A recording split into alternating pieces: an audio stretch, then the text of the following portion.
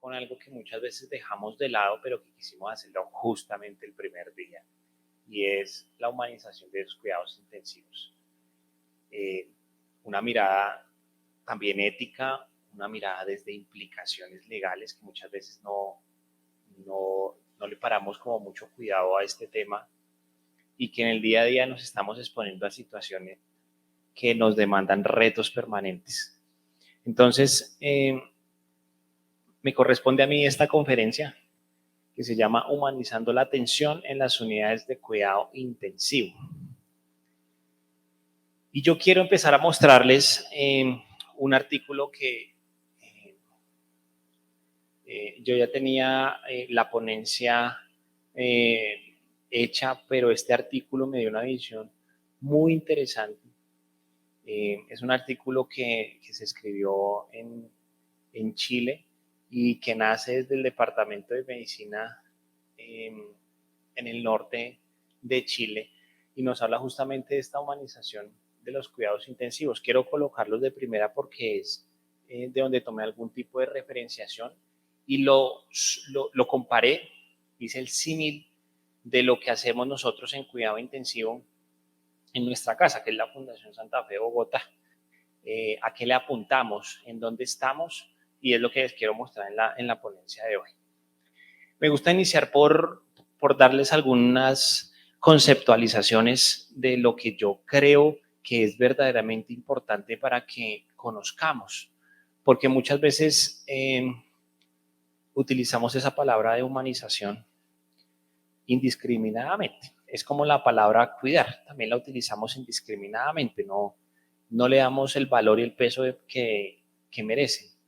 Y es que nosotros, cuando estamos en interacción con los demás, cuando estamos en interacción en esta sala, con nuestra familia, con nuestros seres queridos, con las personas que no conocemos y que hasta ahora nos estamos viendo y demás, tenemos sensaciones, tenemos emociones, tenemos sentimientos. Y eso solamente lo podemos experimentar nosotros, que es personas cuidando personas. Y, por supuesto, es aplicar esa atención de enfermería conociendo que estamos cuidando a una persona. Nos basamos en muchísimo cuerpo de conocimiento, ¿sí? Que es lo que estamos discutiendo hoy de una manera muy chévere, y vamos a ver en el transcurso del Congreso cómo seguimos debatiendo y compartiendo prácticas. Pero, ¿por qué? Yo tomo esta definición que lleva ya algunos añitos acompañándolos, y es de la Organización Mundial de la Salud. Nos dice que la salud es un estado de bienestar, pero un bienestar con unas líneas en equilibrio, un bienestar físico, mental, social, familiar incluso, y no solamente es la ausencia de la enfermedad, porque es que ahí es donde empezamos a tener dificultades. Cuando nos vemos enfrentados a un paciente en estado crítico, está enfermo, entonces lo vamos a cuidar porque está enfermo. Pero entonces se empieza a recuperar y el trámite que le damos es hospitalización, que se termine de recuperar. ¿Es así o no es así? Eso es el transcurrir por cuidado intensivo. Pero dejamos de dar el concepto, porque ¿dónde queda el equilibrio? ¿Dónde quedan todos los demás componentes que tenemos ahí? El humanismo tiene su máxima expresión en el ser humano que ayuda a otro, que es consciente de lo que el otro necesita, de lo que su semejante necesita. Si el que está al lado sentado de nosotros se le cae el lápiz, se le cae el esfero al lado de nosotros, y nosotros cordialmente lo levantamos y se lo damos, se lo ofrecemos. Porque lo estamos viendo. Así esa persona del lado no nos diga. ¿Cómo identificamos en un paciente que no se puede comunicar con nosotros cuáles son sus necesidades? Vamos a empezar a responder cositas. Y quiero dejarles esta diapositiva también porque seguimos en conceptualización, y es que humanizar esos cuidados intensivos es centrarnos en ese ser humano, en esa persona, no en el número de la cama, no en el número de la habitación, es en esa persona. Que así no sepamos el nombre porque tenemos muchos pacientes, pero es una persona, un ser humano que está acostado allá, entendiendo y respetando que es un ser humano con dignidad, con valores, con creencias, con familia detrás de él o de ella. Y por supuesto esto hace que involucremos justamente a la familia, esto hace que le devolvamos al equipo asistencial su ser humano, lo que no le enseñan a uno en la academia, lo que no le dicen en un semestre con mucha horaria diferente o a la par, por ejemplo, como anatomía, por poner un ejemplo. Y me gusta mucho esta definición que les traigo acá de la compasión. Y les traigo la foto de mi hijo hace algunos años porque uno dice la compasión es ponerse en el lugar de la otra persona, ¿sí o no? Entonces, yo me pongo en tu situación, yo te entiendo, yo sé lo que estás pasando hoy. Chao, pasó y se nos olvidó. No es solamente decirlo, es aplicarlo. Entonces, el resto de la diapositiva, de la definición es actuar en consecuencia. Hace poco estuve en una charla de psicología en donde nos hablaban todo esto de cuidados al final de la vida, en donde nos hablaban de la ética en los servicios asistenciales y decían eso, no solamente sí, tranquilo, yo lo entiendo, pero ya terminé de hablar y a mí se me olvidó. Es actuar en consecuencia. Es que mañana si nuevamente estoy con ese paciente, mirar si la necesidad se resolvió, mirar si la familia pudo entrar, mirar si las cosas que él necesitaba, si las atendió cuando yo entregué turno, o guardia, o hice transferencia de cuidado, como lo quieran llamar. Entonces, ese actuar en consecuencia es lo que nos cuesta, es lo que más difícil es, de verdad, interiorizar eso y no que solo se quede en palabritas. Entonces, es como cuando y de pronto empiezo a hablar con la voz fuerte, sea persona de ese rol que está haciendo, imitándome a mí. Lo quise traer porque es eso, es vivir las situaciones, pero intensamente, es vivirlas íntegramente. No solamente de pasada y mañana será otro día y miramos qué pasa. Entonces, a partir de ahí, quiero darles también contextualización de qué entendemos como deshumanización. Y es que esa deshumanización nos habla de los pacientes, los números de cama, números de habitación como extensiones de las máquinas. Y entonces colocamos las máquinas, más adelante tengo otra también, las máquinas, adelante de todo. Yo entro a esa habitación y entonces yo miro el trazado electrocardiográfico, miro las bombas, miro por acá al fondo el monitor, miro si el ventilador, los números, por allá incluso paso por encima y miro si el balón de contrapulsación está andando bien y demás. ¿Y dónde quedó nuestra persona? Ah, esa le echo un ojito a lo último. Sí, está acoplado a la ventilación. Chao. Entonces, cuando entendemos que el paciente es esa extensión de la máquina, nos quedamos en deshumanización. Y la culpable no es la máquina, no es la tecnología, somos nosotros como interpretamos. Entonces, cuando nosotros en vez de utilizar esas herramientas tecnológicas que tenemos como complemento del paciente y más bien las utilizamos como una ayuda que debemos ver, pero que está en esa persona que está ya acostada, empezamos a cambiar un poquito el chip. Yo sé que es difícil porque tengo que aprender a interpretar signos y además tengo que aprender a interpretar los líquidos y los números y también las gráficas, las curvas, los bucles que mencionaba esta mañana Emanuel. Y eso hay que hacerlo, claro, eso hay que hacerlo. Yo los invito a que lo hagan. Yo los invito a que se formen, a que sean curiosos, a que estudien, a que pregunten, a que si algo no les convence, escarben ahí y miren hasta dónde podemos llegar. Pero como complemento, pero que nunca se deje de lado el paciente al cual estamos midiendo todo eso, porque si no hasta ahí llega la esencia del ser humano. ¿Por qué pasa eso? Esto no es una mentira, esto pasa en todas las instituciones en nuestras unidades de cuidado intensivo. Porque vemos al paciente, como les digo, en torno a la enfermedad, solamente se convierte en un caso, el de la sepsis, el cardio, el infectado. Es que llegó un COVID, ¿cierto? Y entonces nos quedamos dándole la enfermedad. Imagínense si usted fuera un familiar que visitara a un paciente. Llegó la familiar del COVID.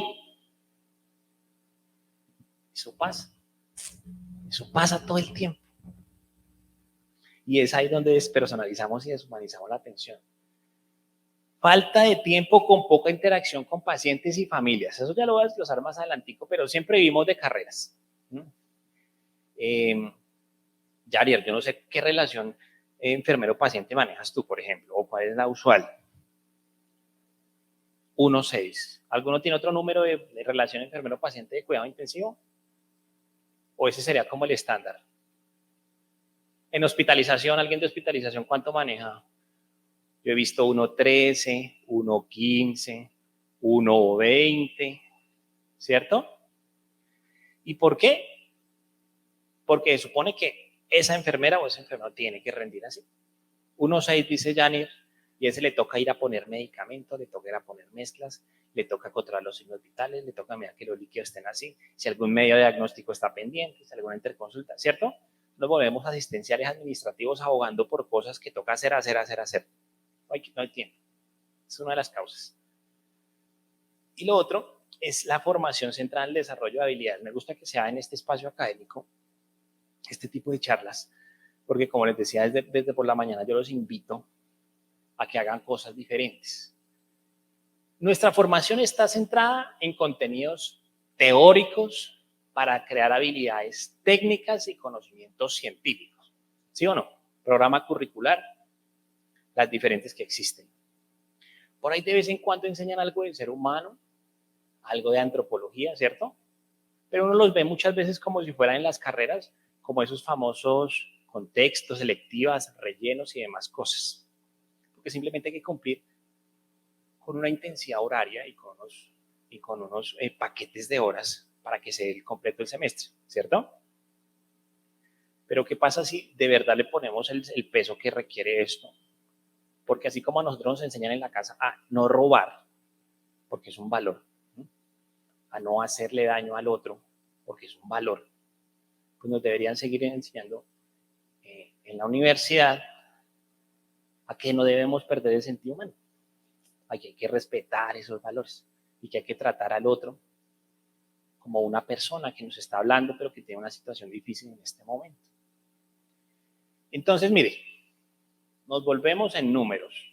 Migramos, aquí identificamos por patologías y se despersonaliza completamente la atención que se le da.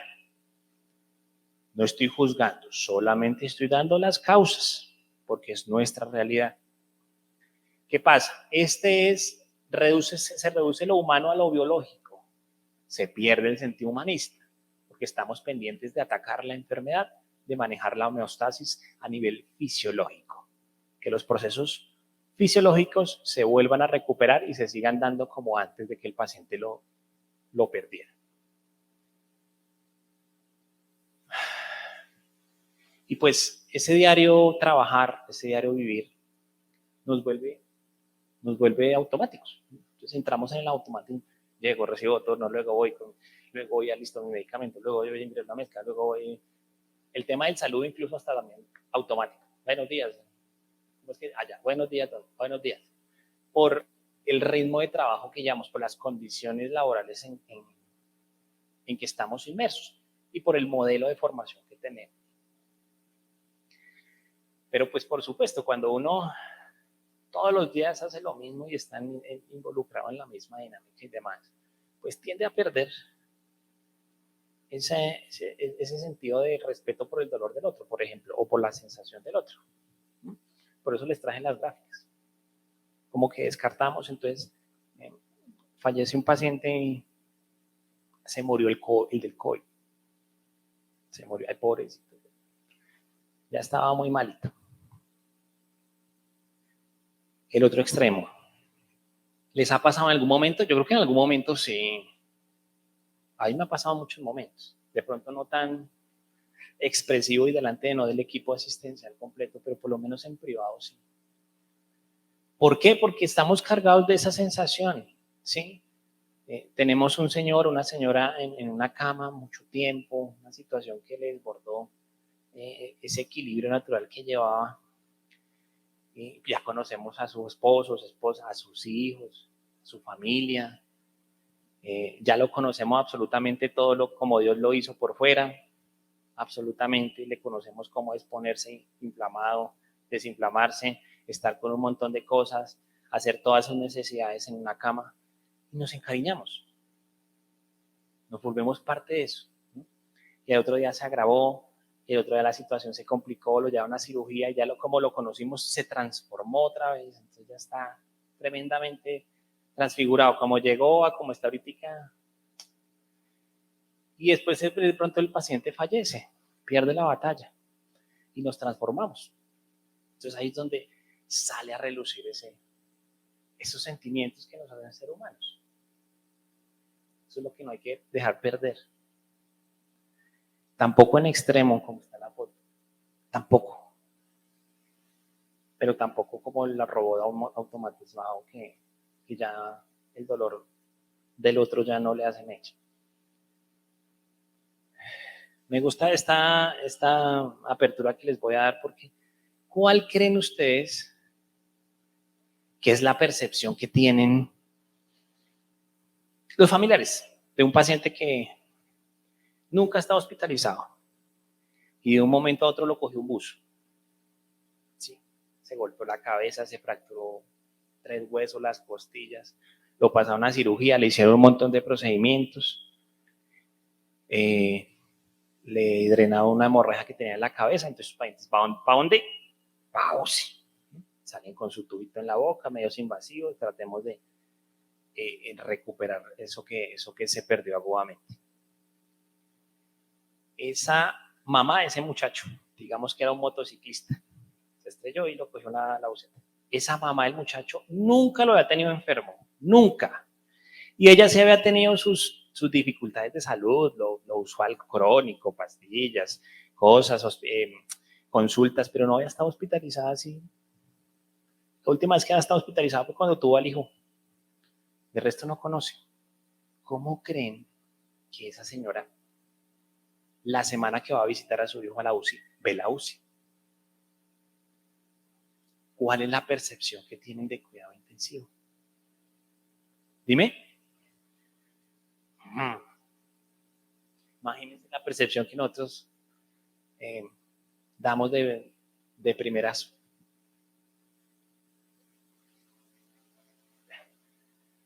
Unidades cerradas. Yo compartía el concepto. Yo decía, cuidado intensivo, eso tiene que ser como salas de cirugía. Allá no entra nadie. Allá no entra sino el que va a operar, los que van a circular, los enfermos y el paciente. Lo único raro y extraño es el paciente. Salas de cirugía es un contexto diferente, es un área estéril, el paciente va a durar el procedimiento quirúrgico y se va. Cuidado intensivo, ¿no? En cuidado intensivo se van a recuperar y van a durar 1, 2, una semana, mes, dependiendo de su criticidad. Entonces, ¿por qué tiene que ser cerrada? ¿Por qué tenemos que verla así? Bueno, ya le coloqué quirófano, pero así ven cuidado intensivo también.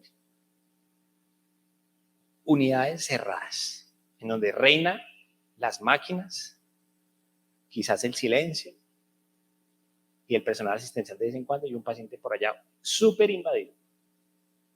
Con muchos procedimientos, claro, ahí es la única salvedad donde yo sí diría, bueno, regalemos un espacio.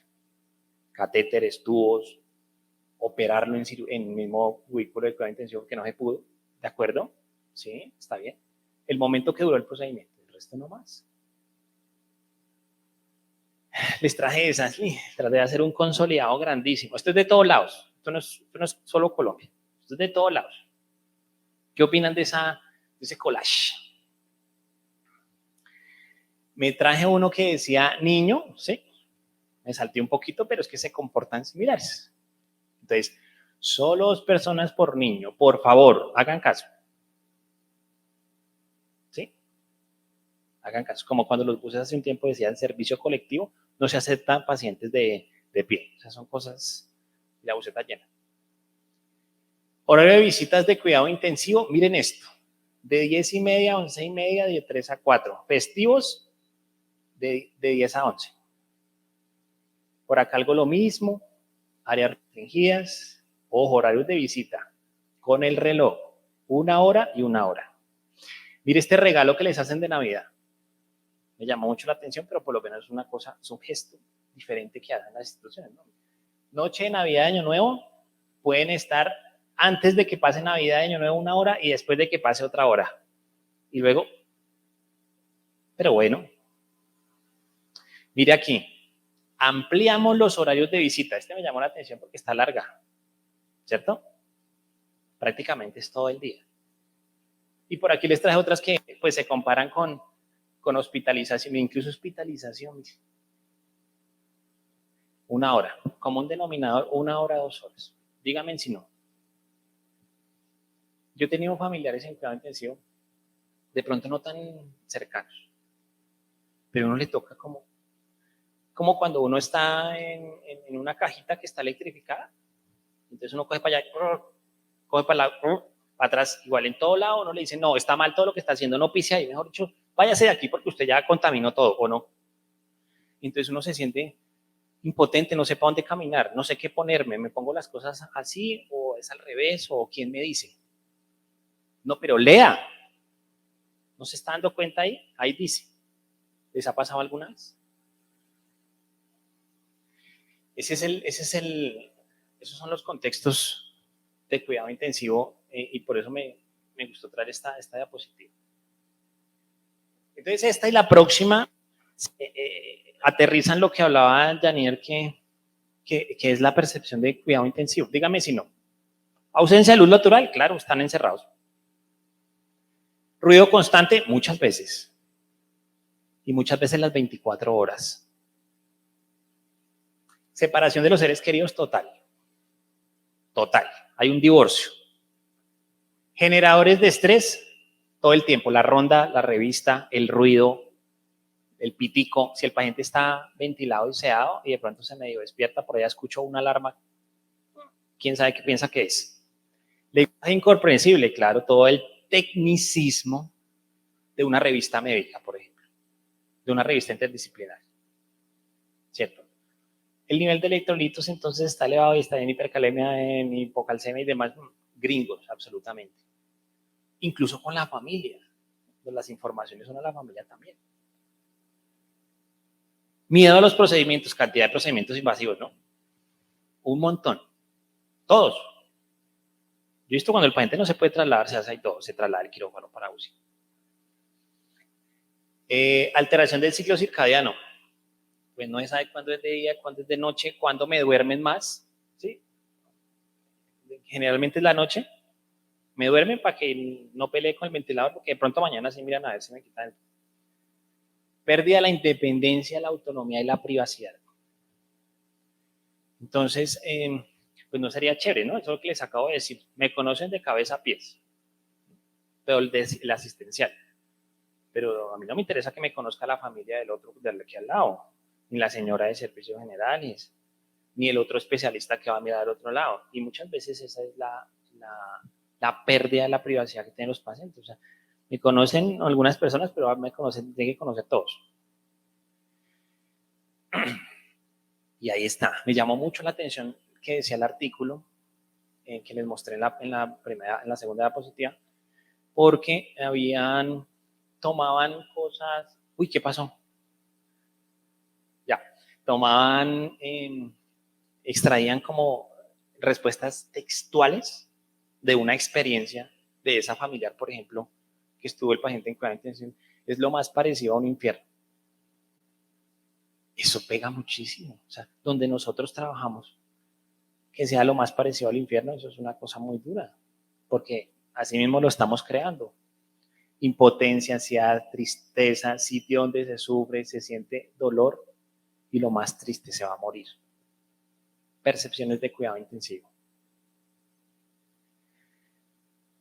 Ya les hice como la introducción conceptual, restrictiva, y como de pronto las alcancé a mover un poquito de fibra y se alcanzaron a trasladar a esas situaciones que les he dado. Entonces no todo es malo, no todo es negativo. Hay cosas que nos invitan a hacer cosas positivas para nuestros pacientes y es poner al paciente así, diferente al que les mostré de los aparaticos al lado, ¿sí? Porque es que el paciente tiene que ser el centro de nuestra atención, no las máquinas. cuando llegamos a verlo, es nuestro paciente, al que yo miro primero. Luego interpreto lo demás. Luego le echo una mirada a la periferia. ¿Cómo está?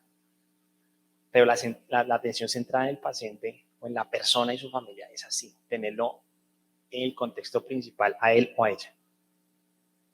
Y entonces vengo con esta contextualización que pues es con lo que va a desarrollar el resto de conferencia. Y es que hace poquito, miren, ni siquiera hace 10 años, en la madre patria España, el doctor Gabriel Heras, que es el que más habla de humanización de cuidado intensivo en el mundo, se dio a la tarea de arrancar con humanizando los cuidados intensivos. Supongo que él se dio cuenta hace mucho rato de todo esto que les estoy hablando. Y poder ser un apoyo, poder ser un facilitador en las relaciones paciente, sociedad, familia y recuperar ese desequilibrio que ha perdido. Esa es la definición, pero en lo que se basa son estos 8 pilares. Entonces los voy a tratar de desarrollar en el resto que me queda de conferencia con cosas que hacemos. Les voy a mostrar cosas que hacemos, cosas que los invito a hacer, cosas que no pueden entenderse como una utopía, sino como que debemos levantar la mano y volvernos unos líderes haciendo cambios, haciendo estrategias diferentes. Entonces yo aquí les voy a quedar debiendo solo 2, si mal no estoy. Uso de puertas abiertas, comunicación, bienestar del paciente, presencia y participación de familiares, cuidado al personal. Lo voy a dejar para explicarlo de últimas. Prevención y manejo y seguimiento del síndrome del porusis. Estos 2 los voy a dejar por fuera. Infraestructura humanizada y cuidados al final de la vida. Eso es un reloj que se propone para humanizar cuidado intensivo. Pero ¿qué características debería tener un enfermero crítico? Además de todo su conocimiento formativo, científico y demás, pues no debería nunca dejar de ser humano. El respeto por el otro, un compromiso ético, ser cálido. Con el solo saludo, tener disposición. Ay, ya voy, ya empezó a timbrar, ya empezó a llamar. No ve que estoy ocupado, ocupada. Capacidad de comunicación y escucha. Eso impacta, hagan ejercicio un día, ¿sí? Tómense 5 minutos más de tiempo y escuchen qué dice el paciente o el familiar y se dan cuenta. ¿Y qué genera eso? Pues genera que haya una conexión. Cuando nosotros tenemos conexión de entradita, con el paciente, o si el paciente está en un estado de inconsciencia, con la familia, de entrada estamos ganando cosas. Porque lo hacemos un aliado, una herramienta, digo más adelante. Genera de una la conexión. Cuidado intensivo de puertas abiertas, esto no es fácil. Yo sé que eso no es fácil. Pero tampoco es imposible. Y en esto se basa. O sea, ¿por qué la familia no puede entrar a cuidado intensivo todo el tiempo? ¿Por qué? No, se nos forma un desorden y es que empiezan a molestar o que yo estoy con otro paciente y estoy dándole esto y entonces me empiezan a preguntar qué para qué es eso, qué es lo que yo le estoy dando. No, y es que los 2 al tiempo me empiezan a llamar y entonces me toca irme para allá y no me dejan salir a mi momento de break. Cuidado intensivo de puertas abiertas es visita 24 horas. Por supuesto, en la noche es un poco más difícil, en la noche cae la dinámica pues de todo lado. Puede que haya momentos de destellos de actividades, pero generalmente la noche cae y se forma un poquito más basal. Pero ¿qué tal si ese acompañamiento se diera? ¿Qué tal si tuviéramos espacios para la familia? ¿Qué tal si esa familia fuera la que nos ayuda a guiar al paciente, a informar lo que le está pasando y que yo no me di cuenta por estar en el otro lado? ¿Qué tal si lo hacemos un aliado y una herramienta? Comunicación. Y hay varias comunicaciones. Comunicación paciente, personal asistencial. Comunicación paciente-familia. Comunicación personal asistencial. Y muchas veces el último ni siquiera lo damos, ninguno damos. Herramientas. Mire, traje esta foto vieja, esta es viejísima y esto le apunta a varias cosas. Esto le apunta a orientación al paciente para evitar el delirium, orienta a comunicarme con el paciente. Mire, por allá atrás hay un cosito de letras. Así es que se comunica uno. Porque es que todo el tiempo no entendemos el lenguaje no verbal, las señas, las muecas. Y muchas veces así de la familia está al lado tampoco. Y entonces los dos nos volvemos un 8 tratando de entender la necesidad. Pero mire, tan fácil. Herramientas para mirar y herramientas para situar y ubicar los pacientes para evitar que hagan delirium. Generarles el espacio. El espacio de la familia, si está en un cubículo, ese es mi espacio. O no, cuando ustedes, no va a sonar lo más bonito, pero cuando ustedes arriendan un apartamento, le van a decir, no puede poner ese cuadro, no puede poner eso ahí. No. Uno coloca las cosas que necesita. Estos son adornos que le hace la familia a los pacientes. Ese es el campo visual, me gusta siempre traerlo. Nosotros vemos todo, porque recogemos por todo lado. Pero el paciente tiene un campo visual hacia el techo y hacia la pared del frente, no más.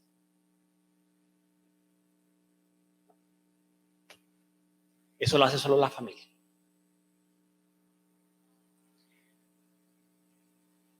Campo visual. ¿Cómo es la comunicación entre el equipo de salud? ¿Cómo es? Yo sí apoyo las revistas interdisciplinarias, pero revistas juiciosas. Mire, con las revistas ganamos mucho. Ganamos la dinámica del turno, qué le voy a poner, qué le voy a quitar, qué le voy a iniciar, qué le voy a preguntar, o a quién le voy a preguntar y para dónde nos vamos, cuál es la conducta. Entregas de turno, como lo decía Frey, las transferencias de cuidado que nosotros hacemos deben ser participativas. ¿Por qué tienen que ser afuera del cubículo? ¿Por qué? Apoyo fuera del cubículo si tengo que decir que estuvo muy mal, que limitaron esfuerzos terapéuticos, informaciones difíciles que no son de mi propiedad darlas. Pero todo lo demás, ¿por qué no lo puedo dejar decir adentro? Porque no puedo dejar, mire, muchas veces entregamos, está entregando a don Luis Carlos y la señora, la esposa le dice, no se llama Luis Carlos. ¿De dónde sacó eso? Estoy entregando el que no es. Porque en ese vertiginoso ritmo de trabajo, pues pasan ese tipo de cosas. Entonces, ¿por qué excluir la familia? Atención centrada en el paciente y esto es confort, esto es bienestar. Estas son imágenes solamente ilustrativas de cosas que se pueden hacer. Pero el confort de un paciente con solamente moverle la almohadita. Decía nuestro director general hace un tiempo que los pacientes llevaban versiones de las experiencias que habían tenido y una chica joven de una patología neurológica, una extracción de un tumor, le manifestó que se acordaba mucho que el enfermero de la noche le había acomodado su cabeza encima de la cama y ella había podido dormir esa noche. Y se quedó con ese recuerdo. Y él en un al día que nos hizo una reunión de toda la fundación nos recordaba ese momento.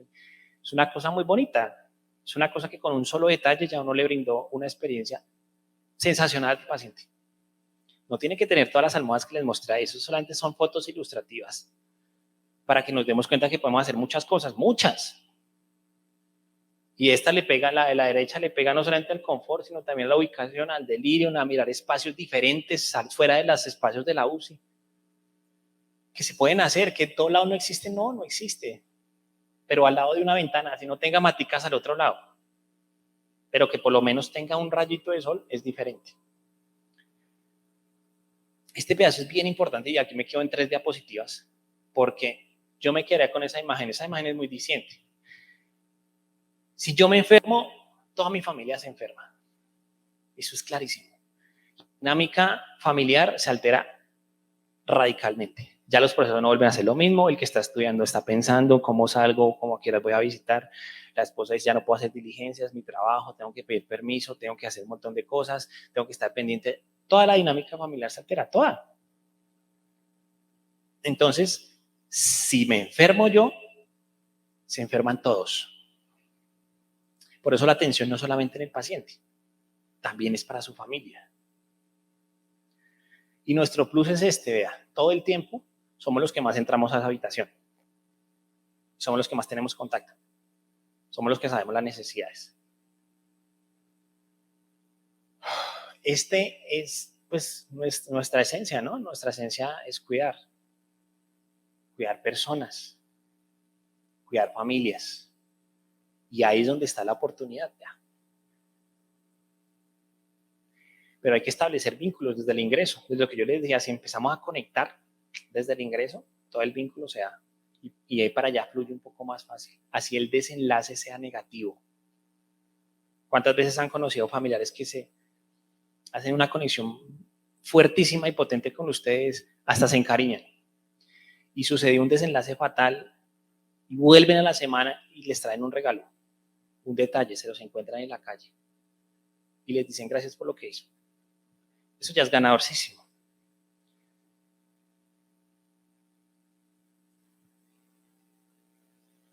Ya, les dejo solamente la frase. Estar para el otro.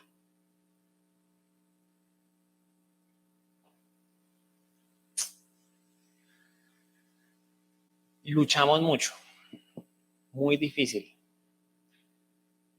Y eso ya pasó hace algunos años, muy difícil, sobre todo para mí. Yo lo que te estoy diciendo, yo decía, cuidado intensivo como quirófano, igual, eso aquí que vengan a preguntar cada rato. Luego ya, ese paradigma rompió. Después, niños, me preguntaban mucho, ¿hasta qué edad es que toca la visita? ¿Hasta qué?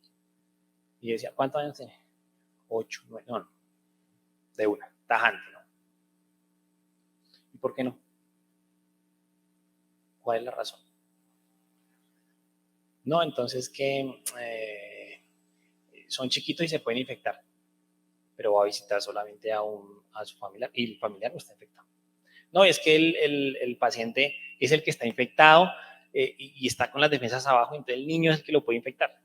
El niño lo va a visitar a él y tiene lavamanos, tiene tapabocas y le podemos proveer un montón de cosas. Con la que más me iría yo es, no, es que el niño o la niña se puede traumatizar de verlo así.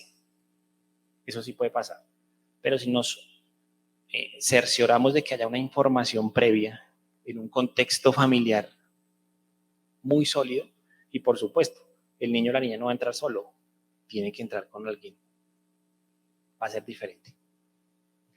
Un mes de hospitalización sin ver a su hija. Imagínense cómo le cambió la perspectiva cuando le cogió la mano a su nieta. Este ejemplo es de una nieta. Pero hay que desmitificar un montón de cosas. Eso es porque nosotros no queremos. Todo está prohibido, todo es prohibido. No pase, no se mueva, no respire, no de hecho váyase de aquí. Y eso no es así. Infraestructura amigable. Entonces, les muestro un poquito de los espacios que tenemos. Afortunadamente, no perdemos el tema de la luz natural. La luz natural impacta demasiado cosas. ¿Sí? Que uno le dé un rayito de sol para el delirium, para esas sensaciones que les mostré al principio, todas negras y demás. Eso cambia. Y no solo para el paciente, para el familiar también. ¿Y por qué el familiar no se puede quedar? ¿Por qué no puede acompañar a su paciente? ¿Alguno de ustedes se ha quedado acompañando a alguien? Yo una vez me quedé en una silla de esas plásticas, duro, pero era lo único que había. Las personas son muy agradecidas cuando hay espacios de privacidad para comentar las situaciones, cuando hay reglas que se rompen. No, 10 minutos de información, 10 minutos, 11 ya no se puede, ¿no?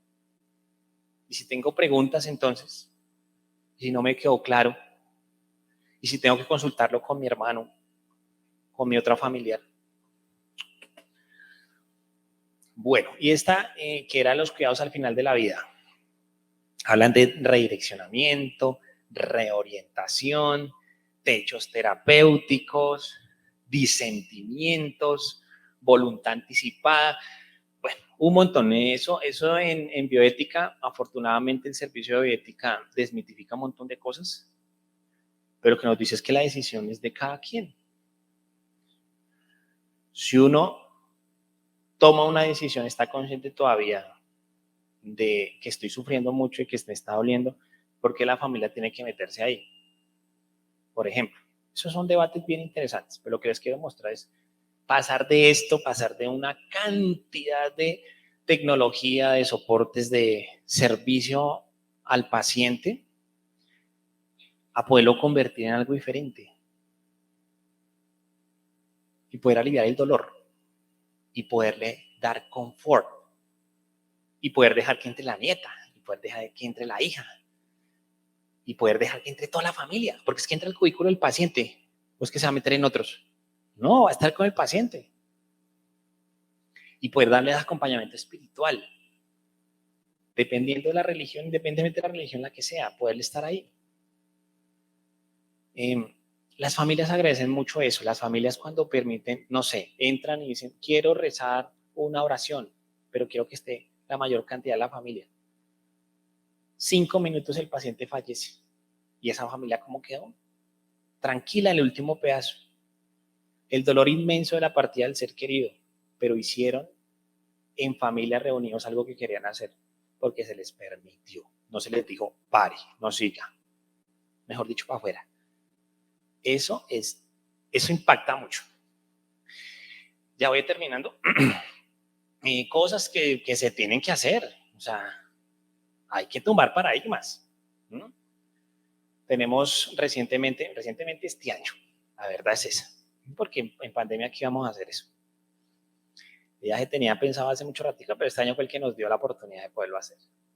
Mascotas en cuidado intensivo. También me resistí, pero pasa lo mismo que les acabo de decir. ¿Por qué no? ¿Por qué no? Hay unas consideraciones desde trabajo social, por supuesto, tienen que tener unas normas, así como le estoy diciendo lo de los niños, el acompañamiento, la información, lo que tienen que poner y demás cosas. Así mismo con las mascotas, que esté vacunada, que tenga un concepto de un veterinario, que definitivamente sí sea la mascota del paciente o de la familia.